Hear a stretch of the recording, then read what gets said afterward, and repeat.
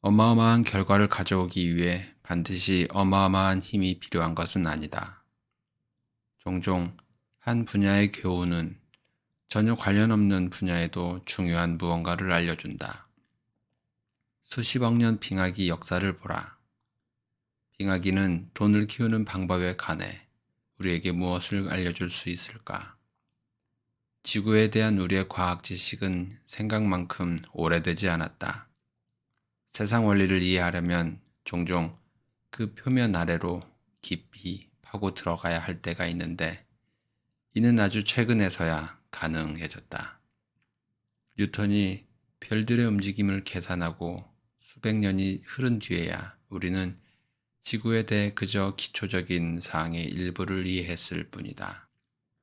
19세기가 되어서야 과학자들은 지구가 과거에 여러 번 얼음으로 뒤덮여 있었다는데 의견 일치를 보았다. 달리 주장하기에는 지구 곳곳에 얼음 세상의 흔적이 많이 남아 있었다. 장소를 불문하고 반들반들해진 거대 바위들이 흩어져 있고 안반이 얇은 층만 남도록 긁혀나가 있었다. 한 번이 아니라 5번의 빙하기가 있었다는 증거가 명확했다. 지구를 얼리고 녹이고 얼리고 다시 한번 녹이는 데 들어가는 에너지 양은 어마어마하다. 대체 무엇이 이런 사이클을 유발했을까? 뭐가 되었든 지구상에서 가장 강력한 힘임에 틀림없고 실제로 그랬다. 다만 누구도 예상하지 못한 방식이었다. 빙하기가 왜 발생했는가에 대해서는 수많은 이론이 있었다.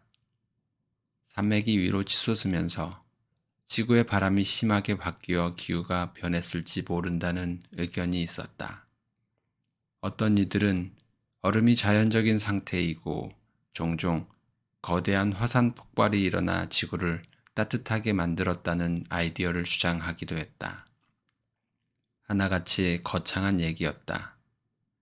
그러나 어떤 이론도 빙하기의 사이클을 설명할 수는 없었다. 산맥의 성장이나 거대한 화산 등이 한 번의 빙하기를 설명할 수 있을지는 모른다. 그러나 빙하기가 5번이나 주기적으로 반복되는 것을 설명할 수는 없었다. 1900년대 초 세르비아의 과학자 밀루틴 밀란코비치는 다른 행성과 지구의 상대적 위치를 연구하다가 우연히 지금 우리가 아는 빙하기 이론을 생각해냈다. 태양과 달의 중력이 지구의 움직임에 살짝 영향을 주어 지구가 태양 쪽으로 약간 기울도록 만든다고 말이다. 이 사이클 중 어느 기간에 북반구와 남반구는 각각 평소보다 조금 더 많거나 조금 더 적은 태양 복사열을 받게 된다. 여기서부터 재미난 일이 펼쳐진다.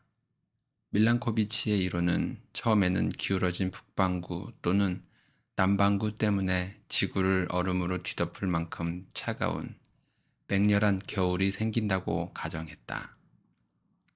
그러나 러시아의 기상학자 블라디미르 코페는 밀란코비치의 작업을 더 깊이 파고들어 놀라운 사실을 하나 발견했다.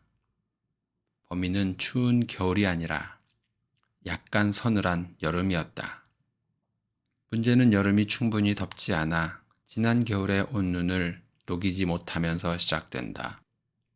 남은 얼음층은 이듬해 눈이 축적되기 쉽게 하고 그러면 그 다음 여름에도 눈이 사라지지 않을 확률이 커진다. 이는 다시 그 다음 겨울에 더 많은 눈이 축적되게 만든다. 눈이 많으면 태양광선을 더 많이 반사시키고 그러면 냉각 효과는 더 심해지고 이는 다시 더 많은 눈을 내리게 하는 식이다. 수백 년이 지나면 계절마다 쌓인 눈이 대륙 빙하가 되어 흘러내리기 시작한다. 똑같은 일이 반대 방향으로도 일어난다. 궤도가 기울어지면 더 많은 햇빛을 받아들여 겨울에 쌓인 눈을 더 많이 녹이고 그러면 그 다음에 반사시키는 빛의 양이 줄어들고 이는 기온을 높이고 이듬해 더 많은 눈이 오지 못하게 막는 식이다. 이것이 바로 주기가 된다.